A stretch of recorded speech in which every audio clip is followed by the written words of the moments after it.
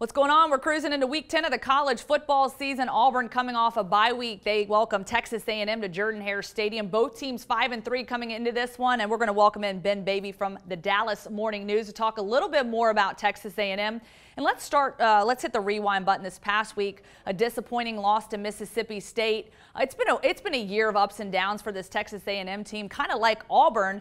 Overall, what was your biggest takeaway from this football game against Mississippi State, especially on the offensive side of the football? I think the biggest thing is that, A&M came into that Mississippi State game having won 3 in a row, but it was really the same team that ended up, all the same things that ailed them in that winning streak ended up being what cost them against Mississippi State. Really just the inability to, stop opposing teams' passing attacks, and then on the flip side, being able to score touchdowns. In all SEC games this year, A&M's failed to score more than 2 offensive touchdowns in regulation.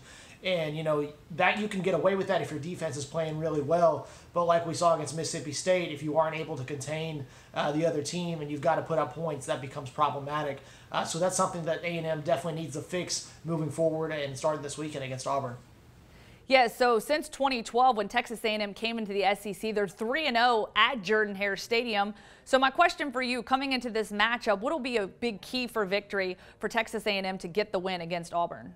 Number one, they've got to be able to contain Jarrett Stidham. I know that Auburn offense has kind of struggled at times. It hasn't been what Auburn fans wanted it to look like. But the same can be said of South Carolina and Mississippi State, and both their quarterbacks ended up finding success against the Aggie secondary. And Stidham is definitely a capable quarterback. A lot of folks around here remember what it was like watching him carve up defenses when he was at Stephenville. And then whenever he went to Baylor, there was a lot of promise still around what he'd be able to do. And I still think he's a really good quarterback.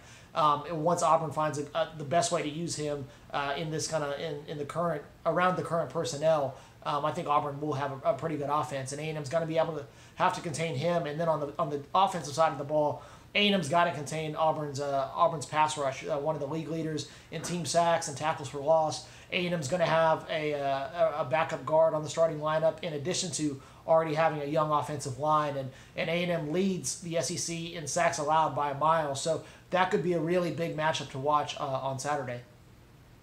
Okay, so as we enter into the final stretch of the season here in the month of November, Texas A&M still has quite a few matchups. They got Ole Miss, they got to go up against LSU, and a feisty UAB team that has performed well in the Conference USA. Overall, when you look at the body of work that Jimbo Fisher has put together as the head coach in his first season at College Station, what's the overall consensus and the thoughts from the fan base thus far, and really projecting forward what really needs to happen this month for fans to kind of have a good taste in their mouth, a good feel as they move forward? I think it really depends on what happens over these next few games. One of the reasons that loss to Mississippi State was so frustrating is because it was a thorn in their side in the last few years under Kevin Sumlin, and you hope that when you got a guy like Jimbo Fisher, he'd be able to alleviate kind of some of those old or exercise some of those old demons. And on Saturday, that just wasn't the case. Mississippi State just ended up being a really tough matchup for A&M.